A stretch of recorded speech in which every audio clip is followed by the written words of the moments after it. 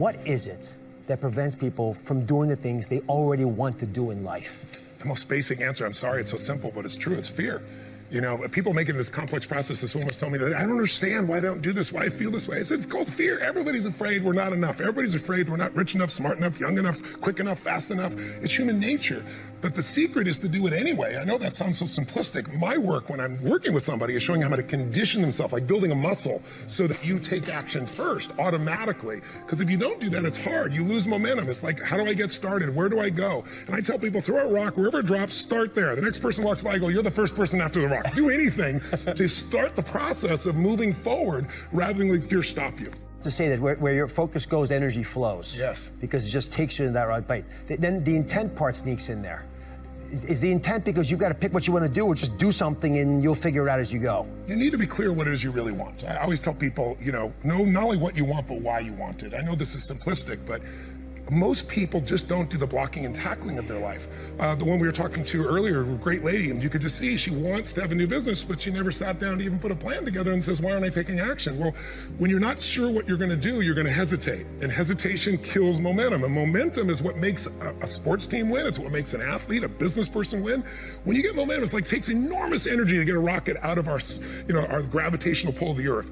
But out of the solar system is easy. Once it has momentum, it takes less fuel, less energy. Starting a relationship, starting a business, changing your body, it takes so much in the beginning. But once you get going, it's actually really easy. Common question I've been asked by the media my entire life that always makes me laugh is, well, don't you have bad days? Don't you have days when you're like frustrated and excited and pissed off and you watch TV and you eat Cheetos and watch pornography? And I said, well, I do some of those things, right? And of course I do, but it's like an athlete. I built muscle over the years so that it's not that I don't have feelings, that I don't get hurt, I don't feel sad, I don't feel tired, I feel all those things, but they're not the dominant force in my life. It's a muscle. The mind is a muscle. Emotion is a muscle. I mean, I think the most powerful muscles are the invisible force muscles. It's your spiritual, emotional muscles. Like courage unused doesn't grow, it shrinks. So I put my ass on the line regularly so that it grows, and when it keeps growing, then pretty soon the stuff that used to make me crazy, it doesn't touch me. It's not that I'm so great, it's just I'm well trained. I've trained this mind. I get up every morning in my life, you talk about rebounder, more crazy shit I do is every morning in my life, if I'm near any of my homes, and some places I have cryotherapy, but my homes I have these cold plunges, and they're 56 degrees, and the first thing I do is jump in that cold plunge. So there's not a morning where I want to jump in that. I can't remember mornings like, I can't wait to jump in that thing. But I don't negotiate with myself. I do it for two reasons. One, there's a physical health component. It moves your lymph system, the blood flushes through your whole body. But the main reason I do it, even more than that, is when I go up there, I don't, you know how people negotiate, well, maybe we'll do it tomorrow, I'm gonna do this, or oh, let me wait 2 more minutes till I'm ready. There's none of that with me. For decades, I go, I say, we do. I'm not here to discuss this with my mind. There's mind, and then there's soul and spirit. And soul and spirit, my soul knows. And when I say jump, you jump. I'm not here to have a discussion with you. Some people never will have much. They're too cautious. Now, you can also be too reckless, but you can also be too cautious. This is called the timid approach to life. And my caution was always the risk. Risk used to drive me right up the wall. I used to say, what if this happens? It's called the language of the poor. What if this happens? And on top of that, if this was to happen, look at the fix I'd be in. I better not try. I could always ace myself out. Then I'll tell you what changed my whole life when I finally discovered it's all risky. The minute you were born, it got risky. If you think trying is risky, wait till they hand you the bill for not trying. If you think investing is risky, wait till you get the tab for not investing. See, it's all risky. Getting married is risky. Having children is risky. Going into business is risky. Investing your money is risky. It's all risky. I'll tell you how risky life is. You're not going to get out alive. That's risky.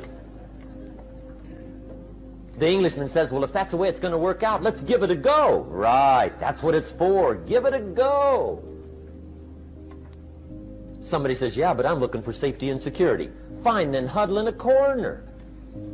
We'll cover you with a sheet, bring you 3 meals a day. And we'll protect you, feed you, look after you, care for you, we won't let anything happen to you, and you'll probably live to be 100.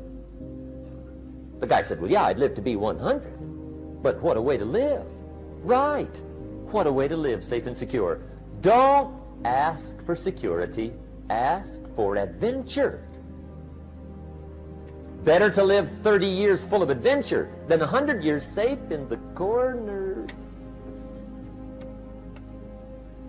And see, it's not important how long you live. What's important is how you live. Here's the next attitude disease, pessimism. Pessimism, the deadly disease of always looking on the bad side, the problem side, the difficult side, checking all the reasons why it can't be done. The poor pessimist leads an ugly life. He doesn't try to figure out what's right. He tries to figure out what's wrong. He doesn't look for virtue. He looks for faults. And when he finds them, he's delighted. How ugly. This is the poor guy who looks through the window, doesn't see the sunset. He sees the specks on the window. And this is the poor guy, right, who rushes up, takes such leave of his senses. This guy rushes up and he says, I've got 5 good reasons why it won't work. He's so dumb he doesn't know. All he needs 1. He's got 5. To the pessimist, the glass is always half empty. To the optimist, the glass is half full. Why would the same measure affect people 2 different ways? Answer, it all depends on how you look at it. Our lives are mostly affected by the way we think things are, not the way they are. The way we think they are affects us most.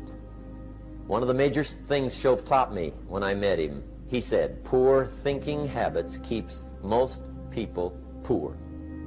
Not poor working habits. Most people work hard, but they don't think hard.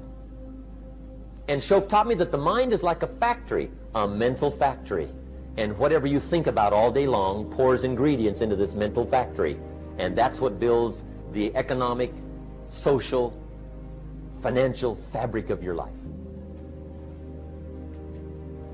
He quoted me a Bible phrase that says, as you think, so you become. How awesome.